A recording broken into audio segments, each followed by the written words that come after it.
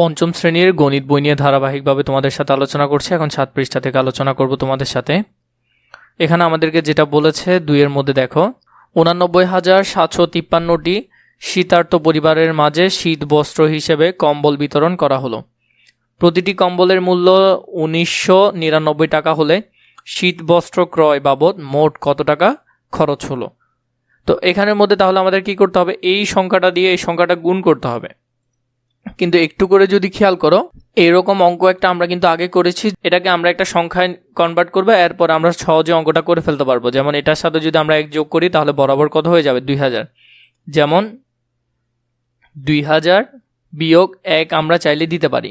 প্রথমে করতে পারি আমরা এইভাবে 2000 বিয়োগ 1, এরপরে হলো যে কত 79,753, 2000 বিয়োগ আমরা যদি এটা দেখি এটা গুণ এটা, এই অংশকে আমরা আলাদা করলাম, এই অংশটাকে আলাদা করলাম। তো এখন দেখো এই শূন্য তো আমরা জানি সবসময় শূন্যকে শূন্য মতো বসিয়ে দেওয়া যায়। 2 দিয়ে যদি এই অংশটাকে গুণ করি তাহলে আমরা এটা পাবো। তাও আমি তোমাদের জন্য ক্যালকুলেটর নিচ্ছি। সেই সংখ্যাটাকে আমরা কি করব, এটা দিয়ে গুণ দিব। তো 0-3টা আমরা রেখে দিলাম, কারণ আমরা জানি শূন্য শেষে বসিয়ে দিলেও হয়। এখন আমরা গুণটা যদি করি তাহলে এখানে আছে কত, 1 7 9 8 9 7 5 3। এটার সাথে আমরা কত গুণ করব, শুধু 2 গুণ করব, শূন্য আমরা শেষে এমনি বসিয়ে দিব। তাহলে আমাদের কত আসছে, 1,79,506, এটা এখানে আসলো। এখন এই যে 0-3টা আমরা কি করলাম, 0-3টা এখানে সুন্দর করে বসিয়ে দিলাম। তাহলে এরপরে এটাকে যদি 1 দিয়ে গুণ করি তাহলে এটাই থাকবে। এখন পুরো সংখ্যাটা থেকে যদি আমরা বিয়োগ করি তাহলে আমাদের এই উত্তরটা আসবে।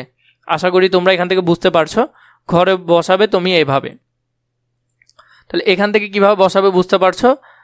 আমরা এভাবেও করতে পারি, এটাকে চাইলে আবার এভাবেও করা যায়। এখানের মধ্যে দ্বিতীয় নাম্বার যে নিয়মটা দিয়েছে, দ্বিতীয় পদ্ধতি। তাহলে আমরা চাইলে এটাকে কি করতে পারি, প্রথমে এর মধ্যে 1000 যোগ 1000 বিয়োগ 1, তাহলে আগে 1000 দিয়ে করে ফেলতে পারি, এর পরের অংশটা আমরা আলাদা করে বিয়োগ করতে পারি। একই কথা, প্রথমটা আর এটা প্রায় সেম। এখানে জাস্ট করা হয়েছে 1000 যোগ 1000 বিয়োগ 1, তার মানে ঘুরে ফিরে কত, 1999। তাহলে এখানের মধ্যে যদি করো তাহলে উত্তর এটা আর এটা সেম আসবে, কোনো পার্থক্য হবে না, উত্তর একই আসবে।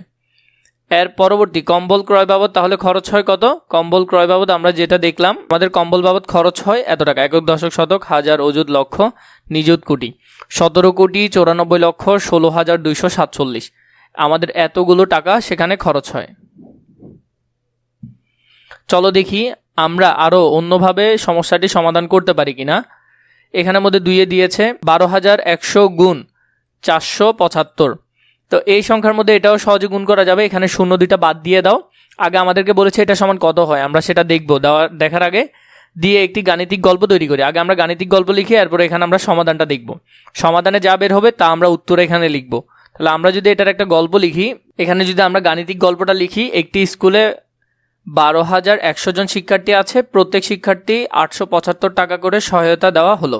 তাহলে মোট সহায়তার টাকার পরিমাণ কত। তা আমরা যদি এই অঙ্কটা সমাধান করি, মানে সমাধানের মধ্যে আমরা যেটা লিখব, আমরা এখানের মধ্যে সমাধানটা লিখতে পারি।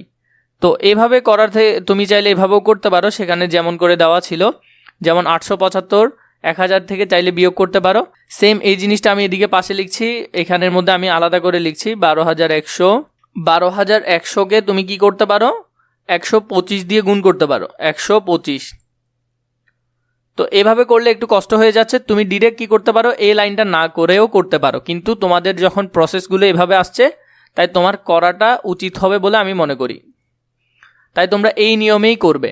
করার পর যেটা আসছে দেখো কত আসছে, 1,05,78,500 এখানে আসছে। তাহলে এইভাবে করে তোমরা এই সমাধানটা সমাধানের ঘরে লিখতে পারো।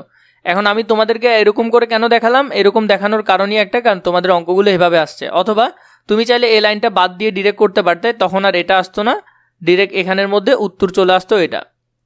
তাহলে তোমরা এভাবে করে করবে।